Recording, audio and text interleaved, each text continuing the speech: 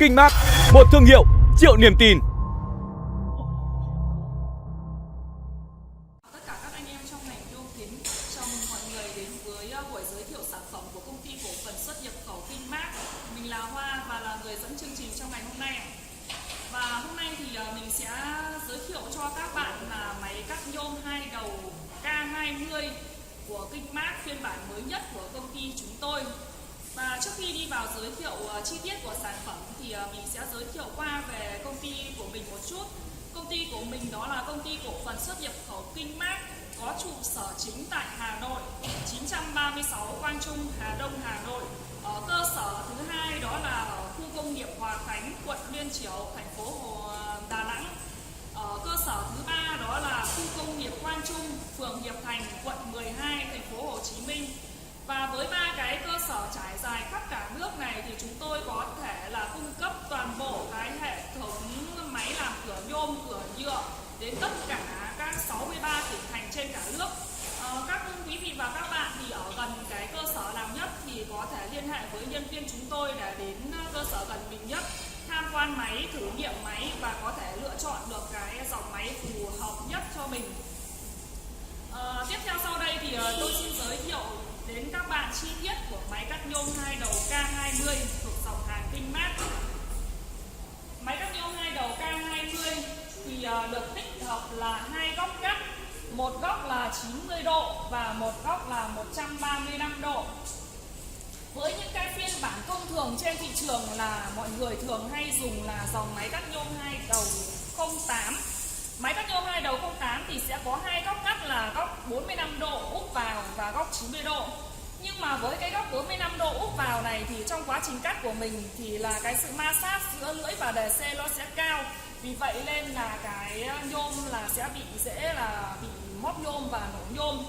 Còn với cái góc cắt là 135 độ của da này thì là các bạn sẽ có thể khắc phục được gần như hoàn toàn cái trường hợp bị móp nhôm, nổ nhôm. Đây là các bạn có thể nhìn đầu máy nó sẽ nghiêng như này và khi cắt đề C nó sẽ trượt xuống và nó sẽ tránh được cái tình trạng mà bị hút nhôm, nổ nhôm. Cái ma sát giữa lưỡi cắt và cái đề C thì nó sẽ thấp hơn. Vì vậy nên là cái góc 135 độ này nó cực kỳ tối ưu. Nhưng mà cái góc 135 độ này nó cũng có một cái nhược điểm rất lớn. Đó là khi mà cắt ra cái thanh nhôm thực tế nó sẽ dài hơn cái cửa mình cần cắt. Ví dụ bạn cắt một góc 135 độ thì cái chiều dài nó sẽ lớn hơn là một lần độ cao của cây nhôm. Nếu mà các bạn cắt hai góc đều là 135 độ thì là cái chiều dài nó sẽ lớn hơn chiều dài thực tế là 2 lần độ cao cây nhôm. Vì vậy nên là trong quá trình cắt là mình sẽ phải đo xem độ cao của cây nhôm là bao nhiêu để mình có thể trừ đi để ra kích thước cắt là chính xác nhất. Nhưng mà trên thị trường Việt Nam bây giờ thì các bạn cũng biết là có rất là nhiều loại nhôm và mỗi một loại nhôm lại là một độ cao khác nhau. Cái việc mà cộng trừ và để cắt thì nó sẽ rất là phức tạp. Khi mà các bạn muốn cắt thì là mỗi một lần mình lại phải đo đi độ cao một lần và mình trừ đi, rất là phức tạp. Vì vậy nên bây giờ chúng tôi đã có cái dòng máy cắt nhôm hai đầu K20 tích hợp thước điện tử tự động đo độ cao mới nhất trên thị trường bây giờ. Và cái thước điện tử này là nó sẽ khắc phục được gần như hoàn toàn cái nhược điểm của góc 135 độ. Ở đây thì mình sẽ giới thiệu qua với các bạn một chút. Cái thước điện tử này thì nó vừa đo chiều dài của cây nhôm và vừa đo độ cao của cây nhôm. Đây là phía dưới, đây là cái chiều dài hai góc cắt 90 độ. Đây là độ cao của thân nhôm và đây là cái độ chiều dài của góc cắt, hai góc cắt là 45 độ. Khi nào các bạn cần góc cắt 45 độ thì các bạn sẽ đo độ cao và ở đây thước điện tử này nó sẽ tự động trừ độ cao đi và ra cái kết quả chính xác nhất. Vì vậy là trong quá trình hoạt động của mình chỉ cần chọn được cái góc cắt ưng ý, mình đo độ cao và máy sẽ tự động trừ và mình không cần phải cộng trừ gì hết, đã có thể ra được cái kích thước cắt là chuẩn tối ưu nhất. Và vào đây bây giờ thì các bạn sẽ có thể là tham quan là nhìn xem mà mình sẽ có thể là thử cho các bạn xem. Ở đây thì mình sẽ kẹp piston.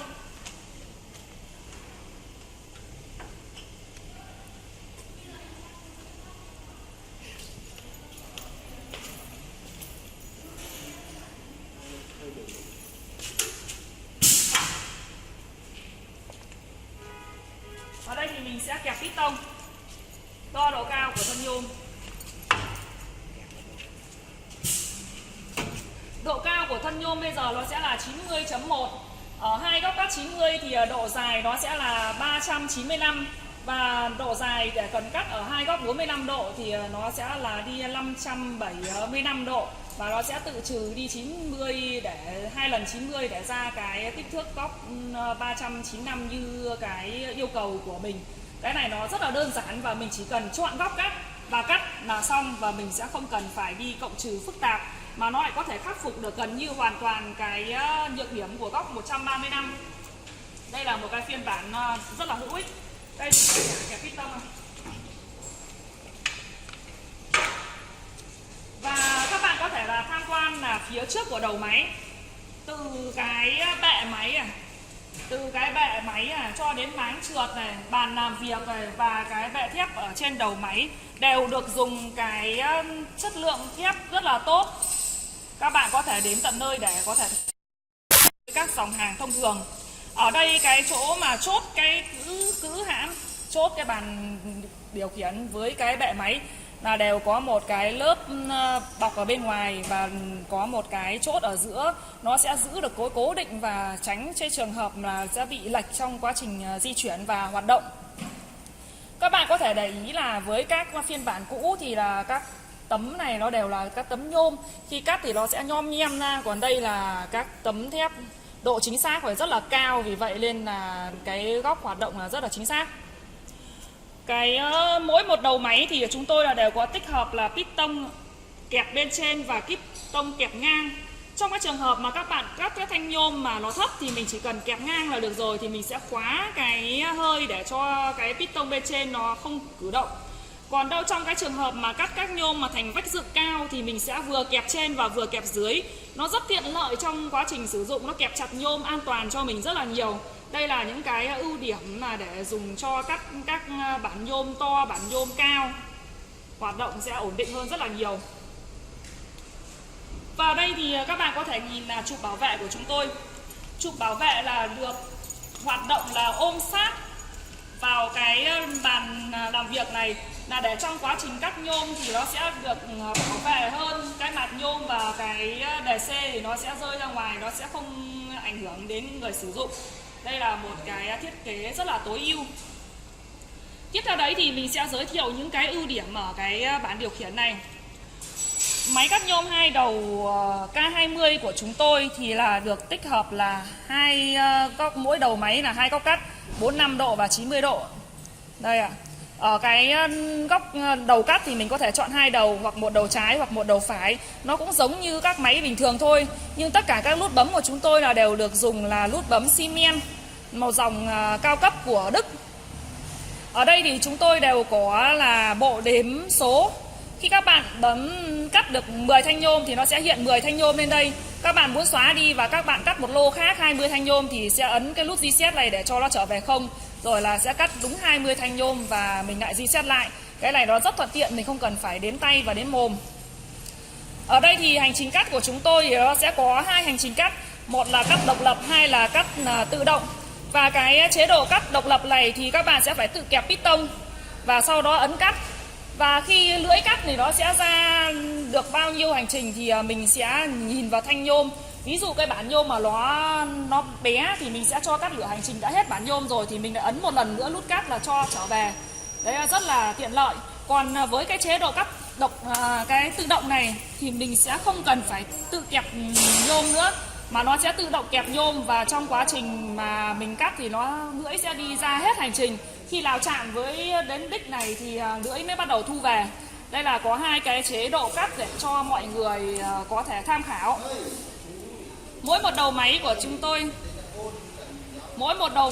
chúng tôi thì đều được tích hợp là motor Siemens công nghệ của Đức, và lưỡi cắt là lưỡi cắt 450 lít công nghệ Nhật Bản. Và các sản phẩm của bên tôi thì đều được dùng là các thiết bị và linh kiện là tiên tiến và đổi mới hiện đại nhất bây giờ. Các bạn cũng có thể nhìn cảm quan từ cái giá đỡ nhôm, rồi từ cái dây để bọc dây hơi. Giá đỡ nhôm để được làm chính xác và đến từng ly, để khi nào mà mình đặt thanh nhôm lên là nó sẽ không bị ảnh hưởng đến kích thước cắt của mình. cái dây để bọc cái đường dây hơi đều là dây thép, bảo vệ được cho cái bộ hệ thống dây hơi nó cũng không bị gãy trong quá trình di chuyển đầu máy. Tiếp theo đấy thì mình sẽ giới thiệu đến các bạn về cái tủ điện. Ở đây thì chúng tôi có hai cái đồng hồ đo áp lực. Cái đồng hồ bên trên đó là đo cái áp lực hơi lén xuống của cái piston kẹp bên trên. Khi mà nhôm mà bản dày to thì các bạn sẽ cho cái áp lực, khi là cái nhôm bản mỏng thì mình sẽ cho cái áp lực là ít đi để tránh cái trường hợp bị móp nhôm, méo nhôm. Cái áp lực của cái kẹp dưới cũng như vậy, và mình sẽ có thể lựa chọn được cái hơi vào nhiều hay ít, rất là tiện lợi.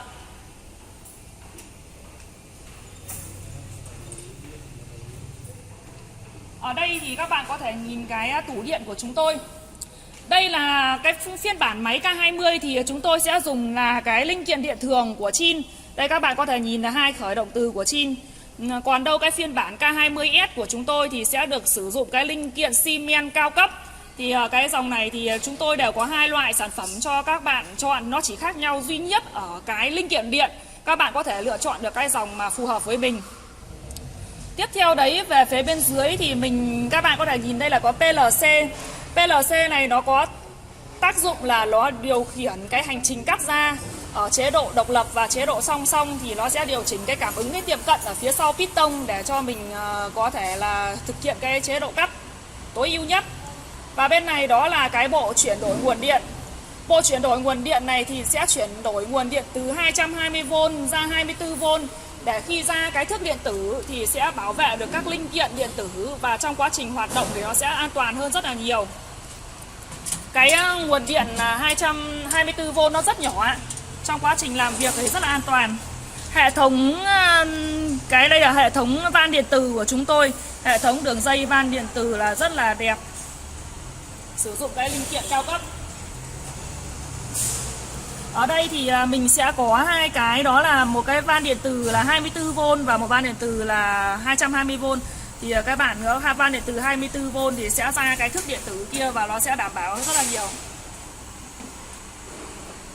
Tiếp theo đấy thì các bạn sẽ cùng mình để tham quan về mặt sau của máy. Thì các bạn có thể nhìn là piston đẩy lưỡi cắt ra là gồm hai piston, một piston dầu và một piston hơi. Đây là piston chất lượng rất là tốt, khác hoàn toàn so với những cái dòng phổ thông trên thị trường. Ở đây thì piston hơi thì phía trước và phía sau đều có van chiết áp để mình có thể điều chỉnh cái lượng hơi để lưỡi thu đi ra và thu về nó là phù hợp với cái nhôm mà mình cắt. Ở đây thì mình đều có hai cái cảm ứng tiệm cận.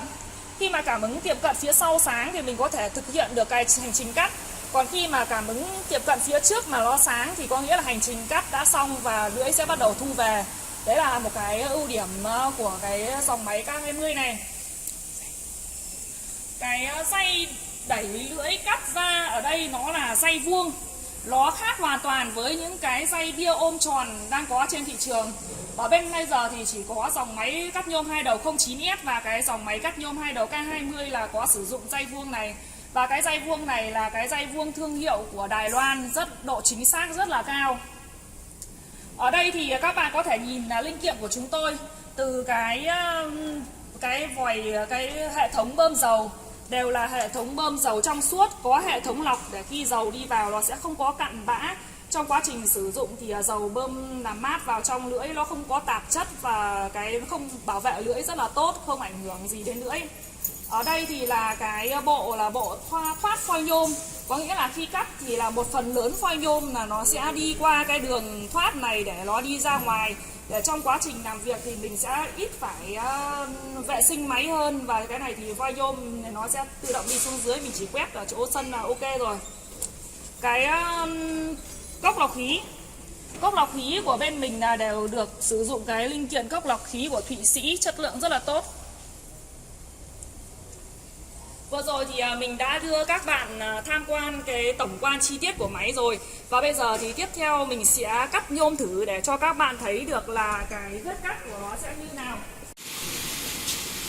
Bây giờ thì chúng tôi sẽ cắt nhôm trực tiếp để cho các anh em có thể xem được là cái vết cắt và cái hành trình của máy như thế nào. Mình ở đây mình sẽ chọn ở chế độ cắt độc lập, và ở đây mình sẽ chọn là cắt một đầu trái. Các bạn xem khởi động motor này.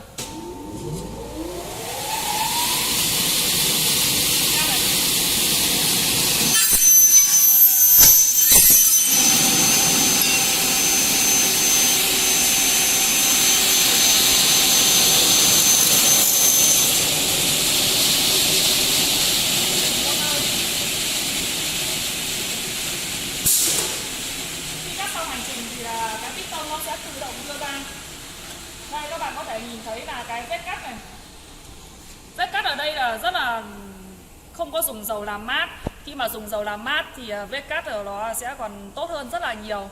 Vì vậy nên bên mình sẽ bảo vệ cái vết cắt này trong vòng 3 tháng. Ví dụ như trong trường hợp mà cắt có xảy ra vấn đề bị ba vía thì chúng tôi sẽ đổi lưỡi mới hoàn toàn. Đây là cam kết của nhà máy. Và vừa rồi thì mình đã giới thiệu xong cái máy cắt nhôm 2 đầu K20 mới nhất của công ty cổ phần xuất nhập khẩu Kinh Mác của chúng tôi. Thì để biết thêm chi tiết thì các bạn sẽ liên hệ đến số điện thoại ở phía dưới màn hình. Rất vui và vinh dự được phục vụ ạ.